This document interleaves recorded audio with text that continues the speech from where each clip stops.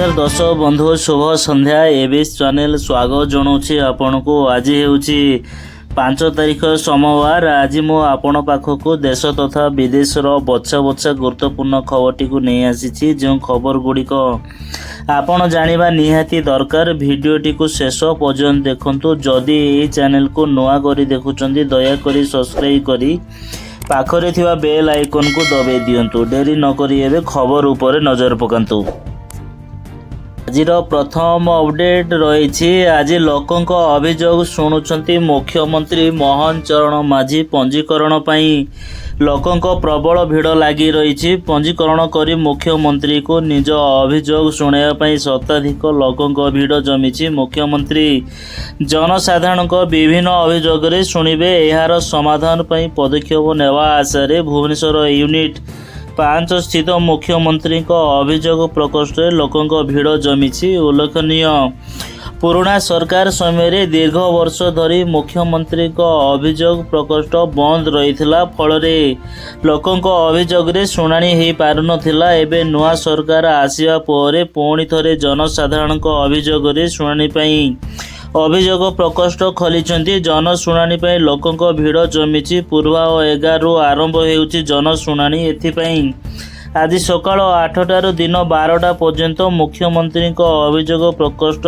कार्य पंजीकरण हेबो। एथिपाई आग्रही व्यक्ति अभियोग शुणाणी स्थान निर्धारित समय उपस्थित रही निजर अभियोग पंजीकरण करने सह मुख्यमंत्री को अभियोग जणाई पारिबे। परवर्ती अपडेट रही। बेआईन 47 गरु उद्धार होता बेले 10 गरु मृत्युवरण करथिबा बेले 32 गरु गौशाला जाइथिबा बेले 5टी चिकित्सित हो झड़ेश्वर ठारे अछंती। केन्दुझर जिलार एक स्वतंत्र गो चालन स्क्वाड द्वारा बेआईन गरु बोझे गाड़ी 47 गरु गाई को उद्धार करी बजरंग दल कर्मी दायित्व में जड़ेश्वर निकट को नहीं गो चिकित्सक को डाकी चिकित्सा करने सहित सेमान को खाद्य और पानीर व्यवस्था करथिले। गतकाली 9टी गरु मृत होता बेले रविवार गोटे मृत्युवरण करिसेंती। 5टी गरु असुस्थता जंगु झाड़ेश्वर चिकित्सा होता बेले 32 गरु मानू 2टी ट्रक जगे बालेश्वर गौशाला को निया जाइछि बोली घसीपुरा थाना अधिकारी सुनील कुमार कर प्रकाश करिसेंती। परवर्ती अपडेट रही। आज श्रावण मास तृतीय सोमवार भोला बाबा प्रिय मास और प्रिय बार जलाभिषेक करने लगी पवित्र शैवपीठ हरिशंकर ठारे हजार हजार भक्तों भिड़ जमी। सते जेमिति हरिशंकर पालिटी जनसमुद्र।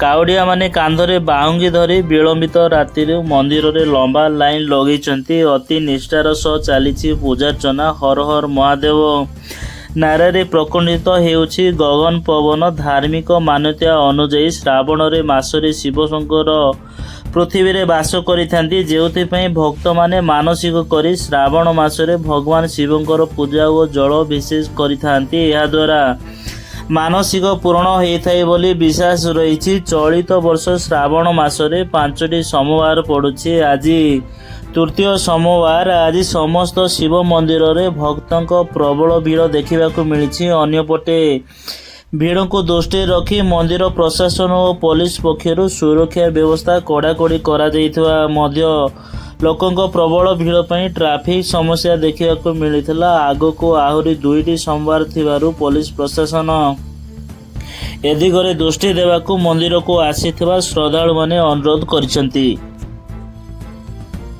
परवर्ती अपडेट रही। 108 आम्बुलांस कर्मचारी मृत्यु को नहीं जातीय राजपथ अवरोध। गतकाली जाजपुर जिला हरिदासपुर ठारे कुआखिया थाना अधीन मानपुर ग्राम ओडिशा पंचायतर 108 आम्बुलांस कर्मचारी प्रशांत कुमार दास आम्बुलांस खसी पड़ी मृत्यु होता। मृत्युदेह को 16 नंबर जातीय राजपथ गगनेश्वर ठारे जाजपुर जिला 108 आम्बुलांस कर्मचारी माने मृतदेह को रखी जातीय राजपथ अवरोध करी प्रतिवाद करिसेंती। मृत आम्बुलांस कर्मचारी को 20 लाख टंका क्षतिपूरण देवा को दाबी करने सह ठिका कंपनी 12 घंटा काम करुवा अभियोग करिसेंती। अधिक समय काम करने हेतु आम्बुलांस कर्मचारी मृत्यु होइछि बोली अभियोग मध्य करिसेंती। कार्य करने समय कमाइबा पई आम्बुलांस कर्मचारी माने दाबी करिसेंती।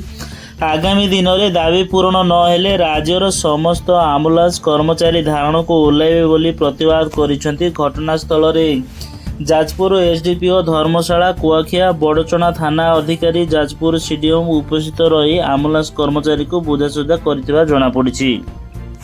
ପରବର୍ତ୍ତୀ ଅପଡେଟ୍ ରହିଛି। ଗ୍ରାମାଞ୍ଚଳରେ ଗରିବ ପିଲାଙ୍କୁ ଶିକ୍ଷା ନେଇ ସରକାର ଅଙ୍ଗନୱାଡ଼ି କେନ୍ଦ୍ର କରିଛନ୍ତି। ଅଙ୍ଗନୱାଡ଼ି କେନ୍ଦ୍ର ଦ୍ୱାରା ଗରିବ ପିଲାଙ୍କ ଶିକ୍ଷାର ମୂଳଦୁଆ ଆରମ୍ଭ ହୋଇଥାଏ। କେନ୍ଦ୍ର ଜରିଆରେ ପିଲାଙ୍କୁ ପୁଷ୍ଟିକରୀ ଖାଦ୍ୟ ଦିଆଯାଇଥାଏ। କିନ୍ତୁ ଆଜକୁ 1 ବର୍ଷ ହେଲା ବୌଦ୍ଧ ଜିଲ୍ଲା ହରଭଙ୍ଗା ବ୍ଲକ କୁସୁଙ୍ଗ ପଞ୍ଚାୟତରେ ଭଙ୍ଗାମୁଣ୍ଡା ଅଙ୍ଗନୱାଡ଼ି କେନ୍ଦ୍ରରେ ତାଲା ପଡ଼ି ବନ୍ଦ ରହିଛି। ଫଳରେ ଗ୍ରାମରେ ଥିବା 40 ପିଲା ଏବେ ଘରେ ବସି ରହିବା ଶିକ୍ଷା ଅଧିକାରରୁ ବଞ୍ଚିତ ରହିଛନ୍ତି। ଗ୍ରାମରେ ପିଲାଙ୍କ ଶିକ୍ଷା ନେଇ 1998 ମସିହାରେ ଏକ ଅଙ୍ଗନୱାଡ଼ି କେନ୍ଦ୍ର ସ୍ଥାପନ କରାଯାଇ ପାଠପଢ଼ା ଚାଲି ଆସୁଥିଲା। କିନ୍ତୁ ଉକ୍ତ କେନ୍ଦ୍ରରେ ଅଙ୍ଗନୱାଡ଼ି କର୍ମୀ ଓ ରୋଷେଇଙ୍କ ଅବସର ପରେ କେନ୍ଦ୍ର ଖାଲି ପଡ଼ିଥିଲା। କିଛି ଦିନ ଅସ୍ଥାୟୀ ଭାବେ ପିଲାଙ୍କୁ କାଁ ଭାଁ ଛତୁଆ ଦେବା ପରେ ବର୍ତ୍ତମାନ ପ୍ରାୟ ବର୍ଷେ ହେବ କେନ୍ଦ୍ରରେ ତାଲା ପଡ଼ି ରହିଛି। ଏପଟେ ସମନ୍ୱିତ ଶିଶୁ ବିକାଶ ବିଭାଗ ପକ୍ଷରୁ କେନ୍ଦ୍ରରେ ନୂତନ ଅଙ୍ଗନୱାଡ଼ି କର୍ମୀ ନିଯୁକ୍ତି ନେଇ ବିଜ୍ଞାପନ ବାହାର କରାଯାଇଥିବା ବେଳେ କିଛି ମହିଳା ଆବେଦନ କରିଥିଲେ। କିନ୍ତୁ ଆଜକୁ 4-5 ମାସ ହେଲାଣି ବିଭାଗ ପକ୍ଷରୁ ନିଯୁକ୍ତି ଦିଆଯାଉ ନାହିଁ।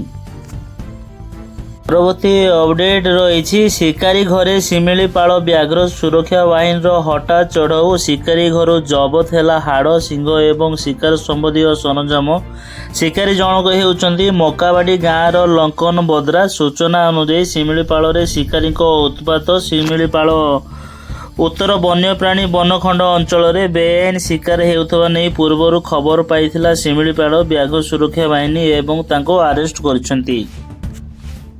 ଅପଡେଟ୍ ରହିଛି। ବାଂଲାଦେଶ ସୀମା ଆଡ଼କୁ ଟ୍ରେନ୍ ସେବା ନିଲମ୍ବିତ। ହିଂସା ଆଶଙ୍କାରେ ଟ୍ରେନ୍ ନିଲମ୍ବିତ। ସୂଚନାଯୋଗ୍ୟ ଯେ ଆଜି ଇସ୍ତଫା ଦେଲେ ବାଂଲାଦେଶ ପ୍ରଧାନମନ୍ତ୍ରୀ ଶେଖ୍ ହସିନା। ସେ ତାଙ୍କ ପଦରୁ ଇସ୍ତଫା ଦେଇଛନ୍ତି। ଇସ୍ତଫା ଦେବା ପରେ ସେ ସେନା ହେଲିକପ୍ଟରରେ ଭାରତ ଆସିଥିବା କୁହାଯାଇଛି। ସୂଚନା ଅନୁଯାୟୀ ଶେଖ୍ ହସିନାକୁ ନେଇ ଆସୁଥିବା ସେନା ହେଲିକପ୍ଟର ସୋମବାର ଅପରାହ୍ନ 2:30ରେ ବଙ୍ଗଭବନରୁ ବାହାରିଥିଲା। ସେତେବେଳେ ତାଙ୍କ ସାନ ଭଉଣୀ ଶେଖ୍ ରେହନା ମଧ୍ୟ ତାଙ୍କ ସହ ଥିଲେ। ଗତକାଲି ସକାଳେ ବାଂଲାଦେଶର ବିଭିନ୍ନ ଅଞ୍ଚଳରେ ପ୍ରଧାନମନ୍ତ୍ରୀ ଶେଖ୍ ହସିନାଙ୍କ ଇସ୍ତଫା ଦାବିରେ ବିକ୍ଷୋଭକାରୀ ଏକ ଶାସକ ଦଳର ସମର୍ଥକ ମଧ୍ୟରେ ସଂଘର୍ଷ ଉପୁଜିଥିଲା। ଏହି ସଂଘର୍ଷରେ ଅତି କମରେ 14 ଜଣ ପୁଲିସ କର୍ମଚାରୀ ସମେତ ଅତି କମରେ 98 ଜଣଙ୍କର ମୃତ୍ୟୁ ଘଟିଥିଲା। ଏଥିସହିତ ଶହ ଶହ ଲୋକ ଆହତ ହୋଇଥିଲେ। ପରବର୍ତ୍ତୀ ଅପଡେଟ୍ ରହିଛି। ୟାନନାଡ଼ରେ ଅଚିହ୍ନା ଶବଗୁଡ଼ିକର ଏକାଠି ହେଲା ସଂସ୍କାର। ଗତକାଲି ସନ୍ଧ୍ୟାରେ ଅଚିହ୍ନା ଶବଗୁଡ଼ିକୁ ସମୂହ ସଂସ୍କାର କଲା ଜିଲ୍ଲା ପ୍ରଶାସନ। ୟାନନାଡ଼ରେ ଭୟଙ୍କର ଭୂସ୍ଖଳନରେ ମୃତ୍ୟୁ ସଂଖ୍ୟା 350 ଟପିଛି। ଏହାରି ମଧ୍ୟରେ ରହିଛି ଅନେକ ଅଚିହ୍ନା ଶବ। ଗତକାଲି ରାତିରେ ଜିଲ୍ଲା ପ୍ରଶାସନ ପକ୍ଷରୁ ଅଚିହ୍ନା ଶବଗୁଡ଼ିକର ସମୂହ ସଂସ୍କାର କରାଯାଇଛି। କେରଳ ରାଜସ୍ୱ ମନ୍ତ୍ରୀଙ୍କ ସୂଚନା ଅନୁସାରେ 221 ଜଣଙ୍କର ମୃତଦେହ ଉଦ୍ଧାର କରାଯାଇଛି। ଏହା ସହ 166ଟି ଖଣ୍ଡ ବିଖଣ୍ଡିତ ମର ଶରୀର ଉଦ୍ଧାର କରାଯାଇଛି। ଏଥିରେ ଥିବା ଅଚିହ୍ନା ଶବଗୁଡ଼ିକର ଏକାଠି ସଂସ୍କାର କରାଯାଇଛି। ବିଭିନ୍ନ ଧର୍ମ ଅନୁଯାୟୀ ମନ୍ତ୍ର ପାଠ କରାଯାଇ ଏହି ଶବ ସଂସ୍କାର କରାଯାଇଛି। ସେପଟେ ଆଜି ଉଦ୍ଧାର କାର୍ଯ୍ୟ 7ମ ଦିନରେ ପହଞ୍ଚିଛି। 1800ରୁ ଅଧିକ ଉଦ୍ଧାରକାରୀ ଉଦ୍ଧାର କାର୍ଯ୍ୟରେ ସାମିଲ ହୋଇଛନ୍ତି। ଅତ୍ୟାଧୁନିକ ଯନ୍ତ୍ରପାତି ସହ ଉଦ୍ଧାର କାର୍ଯ୍ୟରେ ଡ୍ରୋନ୍ର ମଧ୍ୟ ସାହାଯ୍ୟ ନିଆଯାଇଛି। ଏବେ ବି 200ରୁ ଅଧିକ ଲୋକ ନିଖୋଜ ଅଛନ୍ତି।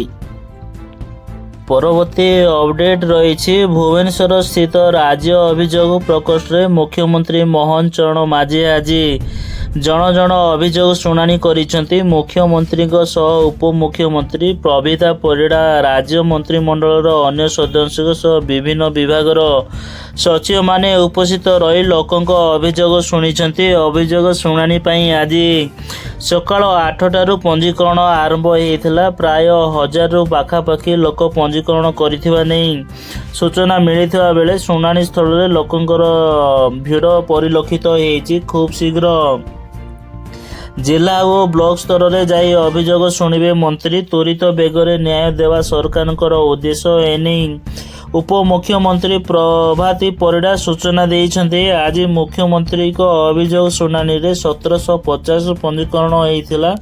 ସବୁ ସୋମବାର କେଉଁଠି ନା କେଉଁଠି ମନ୍ତ୍ରୀ ରହି ଅଭିଯୋଗ ଶୁଣିବେ। 3 ମାସରେ ଥରେ ଆସୁଥିବା ଅଭିଯୋଗ ଓ ସମାଧାନର ସମୀକ୍ଷା ହେବ। ବ୍ଲକ ସ୍ତରର ସମସ୍ୟାକୁ 7 ଦିନ ମଧ୍ୟରେ ସମାଧାନ ପାଇଁ ନିର୍ଦ୍ଦେଶ ଦିଆଯାଇଛି ବୋଲି ଉପମୁଖ୍ୟମନ୍ତ୍ରୀ ପ୍ରଭାତୀ ପରିଡ଼ା ସୂଚନା ଦେଇଛନ୍ତି। ଅପଡେଟ୍ ରହିଛି। ଗୋଡ଼ଭେଲା ବ୍ଲକ ଝାରସମରା ଗାଁରେ ନଳିନୀ ପ୍ରଧାନଙ୍କ ପାଖକୁ ଆସିଛି ରାଷ୍ଟ୍ରପତି ଭବନରୁ ନିମନ୍ତ୍ରଣ, ଯାହାକୁ ନେଇ ତାଙ୍କ ଗାଁରେ ଏବେ ଖୁସିର ଲହରୀ। ଆସନ୍ତା ଅଗଷ୍ଟ 15 ତାରିଖ ସ୍ୱାଧୀନତା ଦିବସ ଅବସରରେ ଦିଲ୍ଲୀ ଯିବେ ନଳିନୀ। ସେଥିପାଇଁ ଏବେ ତାଙ୍କ ପରିବାର ଓ ଗାଁରେ ଖୁସିର ଲହରୀ ଖେଳିଯାଇଛି। ତେବେ କାହିଁକି ନଳିନୀଙ୍କ ପାଖକୁ ଆସିଲା ଏହି ନିମନ୍ତ୍ରଣ?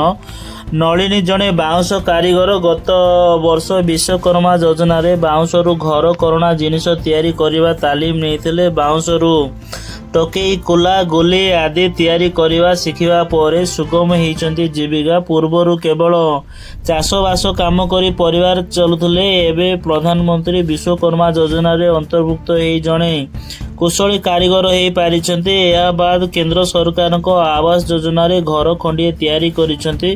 ବର୍ତ୍ତମାନ ସେ ସମର ଗାଁରେ ସମସ୍ତ ଆଖପାଖ ଅଞ୍ଚଳରେ ଭଲ ଶୁଣା ଭାବେ ହୋଇଛନ୍ତି।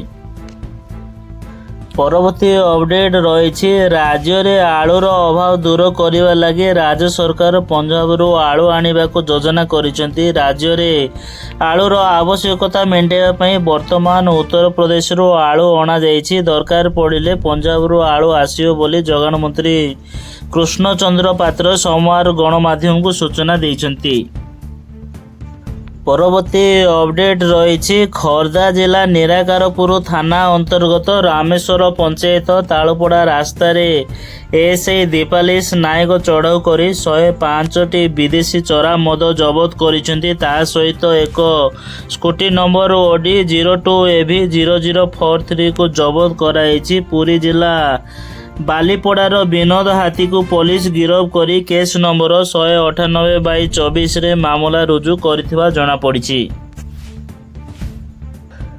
ଆଜିର ଶେଷ ଅପଡେଟ୍ ରହିଛି। ବଦଳିଛି ଓଡ଼ିଶା ରାଜନୀତିର ଦୃଶ୍ୟପଟ। ରାଜ୍ୟର ଶାସନଭାର ନେଇଛି ବିଜେପି ସରକାର। ଦୀର୍ଘ 24 ବର୍ଷ ଶାସନ କରି ବିଜେଡି କ୍ଷମତାଚ୍ୟୁତ ହୋଇଛି। ରାଜ୍ୟରେ ବିଜେପି ଶାସନ ଆରମ୍ଭ ହୋଇଥିବା ବେଳେ ଓଡ଼ିଶାରେ 8-9 ନୁହେଁ ବରଂ 20 ଆସନରେ ବିଜେପି ସାଂସଦ ବାଜିମାତ କରିଛି, ଯାହା କେନ୍ଦ୍ରୀୟ ବଳ ବଢ଼େଇଥିବା ସ୍ପଷ୍ଟ ହୋଇଛି। ତେବେ ଓଡ଼ିଶାର ବିକାଶ ନେଇ ଗୁରୁତ୍ୱ ମିଳିବା ଏବଂ ଓଡ଼ିଶାର ଅସ୍ମିତାକୁ ଆଗକୁ ନେବା ପାଇଁ ଶାସକ ଦଳ ତତ୍ପରତା ଦେଖାଇଛି। ଏସବୁ ଭିତରେ ଓଡ଼ିଶାର ସମସ୍ତ ବିଜେପି ଲୋକସଭା ସାଂସଦ ଏବଂ ରାଜ୍ୟସଭା ସାଂସଦ ଅଶ୍ୱିନୀ ବୈଷ୍ଣବଙ୍କ ଡାକରା ଆସିବା ପରେ ପ୍ରଧାନମନ୍ତ୍ରୀ ନରେନ୍ଦ୍ର ମୋଦିଙ୍କୁ ଭେଟି ଆଲୋଚନା କରିଛନ୍ତି। ଓଡ଼ିଶାକୁ ନେଇ ବିଭିନ୍ନ ପ୍ରସଙ୍ଗରେ ଆଲୋଚନା କରିଥିବା ସୂଚନା ମିଳିଛି।